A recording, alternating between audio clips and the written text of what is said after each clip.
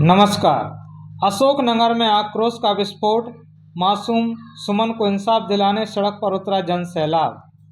6 दिन का इंतजार और आखिर में मिला तो क्या, एक 11 साल की मासूम बच्ची की लाश। अशोकनगर आज रो रहा है और उसका गुस्सा सड़कों पर जल रहा है। मासूम सुमन वाल्मीकि जो 29 दिसंबर को हंसती खेलती घर से निकली थी, उसका शव आज कुएं से बरामद हुआ है। सवाल ये है कि क्या हमारे समाज में बेटियां अब कुओं में मिलने के लिए पैदा हो रही हैं। तस्वीरें देखिए, ये ईसागढ़ रोड है। यहाँ आज कोई ट्रैफिक जाम नहीं हुआ, बल्कि यहाँ एक बेबस बाप अपनी बेटी की अर्थी रखकर न्याय की भीख मांग रहा है। दीना भाना बहुजन संगठन के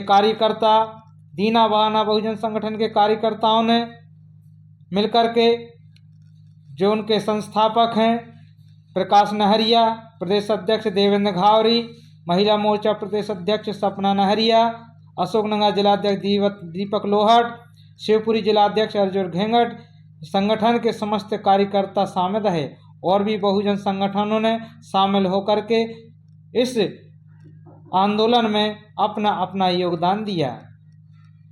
हम देखते हैं कि जो बहुजन समाज है, जो दबे कुचले वंचित लोग हैं, उनके ऊपर सदियों से अत्याचार होता आ रहा है। लेकिन आज यह तस्वीर फिर सामने आई है। पुलिस बल तैनात था, बैरिकेड लगाए गए थे, लेकिन आक्रोश के सामने सब बौने साबित हुए। कलेक्ट्रेट जाने की जिद थी, पुलिस का पहरा था। एसडीओपी और प्रदर्शनकारियों के बीच जमकर धक्का मुक्की और तीखी बहस हुई। परिजनों का सीधा आरोप है, हमें आश्वासन नहीं, हमें कातिल की गर्दन चाहिए। कलेक्टर और एसपी के दफ्तर के बाहर सुरक्षा का घेरा तो तगड़ा था, लेकिन क्या मासूम सुमन को बचाने के लिए भी ऐसी ही मुस्तैदी दिखाई गई थी। मांग साफ है, मामले की ऐसी जांच हो कि रूह कांप जाए और दोषी को सीधा फांसी के फंदे तक पहुंचाया जाए।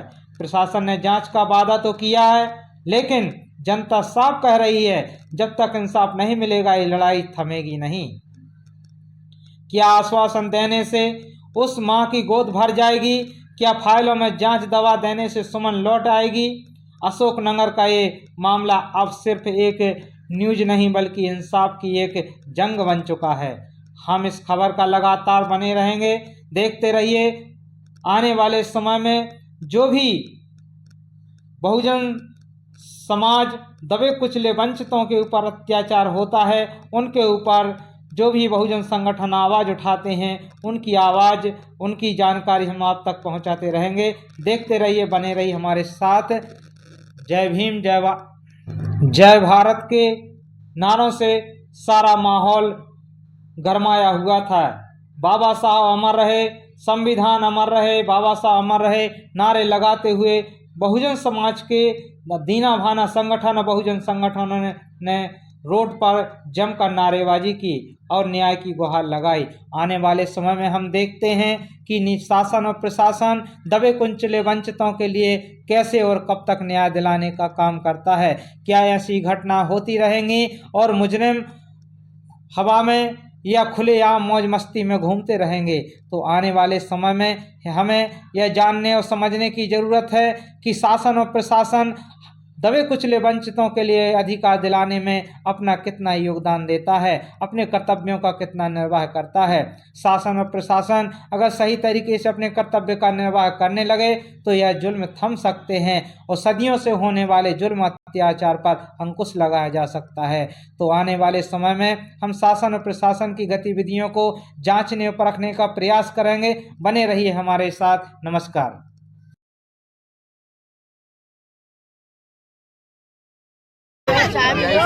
अरे मारो नहीं, उन्हें बताऊंगा फिर मैं उन्हें आपके द्वारा किए गए न्याय को स्वीकार नहीं कर पा रहे, उनको विरोध करने का अधिकार है। बाबा साहब अम्बेडकर ने कानून बनाया, बाबा साहब अम्बेडकर ने कानून बनाया।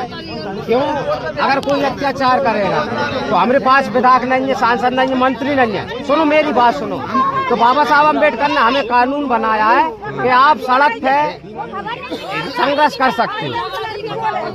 इनकी कुछ मांगे प्रशासन के समक्ष अपनी बात रखेंगे, लेकिन ना ये कोई चक्का जाम कर रहे हैं।